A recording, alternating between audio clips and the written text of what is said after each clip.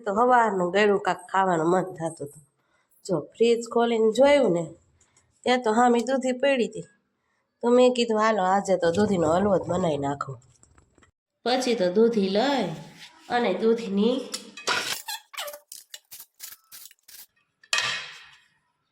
દૂધીની છાલ ઉતારી અને પછી એને ચોખ્ખા પાણીમાં ધોઈ નાખી.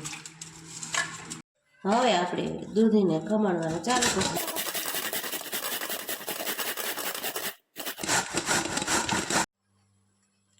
ગેસ ચાલુ કરી અને એક પેનકેક લઈશું. તેમાં મેં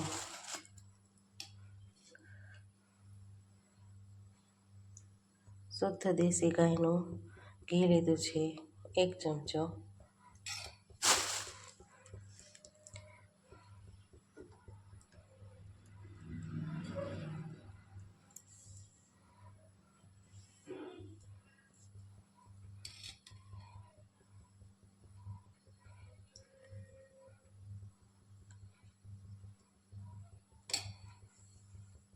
હવે ઘી આપણું એકદમ બરોબર ગરમ થઈ ગયું છે. હવે તેમાં ખમણેલી દૂધી નાખીશું.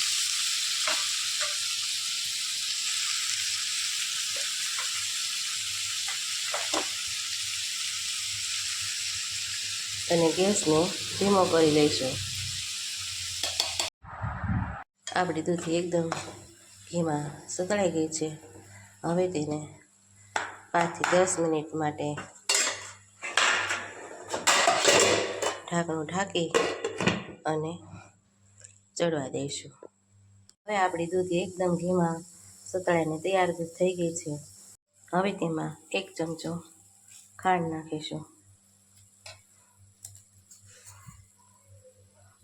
તમે જેટલું ગળ્યું ખાતા હોય તે પ્રમાણે ખાંડ નાખી શકો છો. ત્યારબાદ તેમાં દૂધ નાખવાનું છે.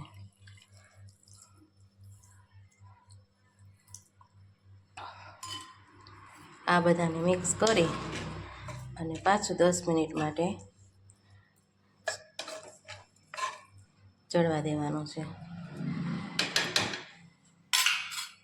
તો જો મિત્રો, આપણી ખાંડ અને દૂધ એકદમ સરસ મિક્સ થઈ ગયું છે અને દૂધની પણ કણી બની ગઈ છે. હવે તેમાં કાજુ બદામ સુધારેલા નાખશું. ત્યારબાદ તેમાં તમે માવો પણ લઈ શકો છો અને પેંડા પણ હોય તો પેંડા પણ યુઝ કરી શકો છો.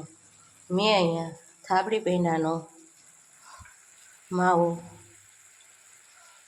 યુઝ કર્યો છે. જો મિત્રો, મેં અહીંયા થાબડી પેંડાનો માવો નાખ્યો છે.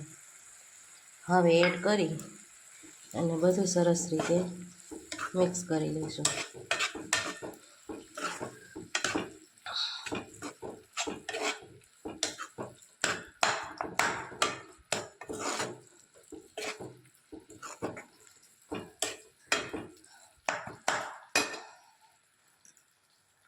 તો બધું દૂધી, ચોકલેટી માવો અને કાજુ બદામ બધું સરસ રીતે મિક્સ થઈ ગયું છે અને આપણો પણ ચોકલેટી દૂધીનો હલવો તૈયાર થઈ ગયો છે.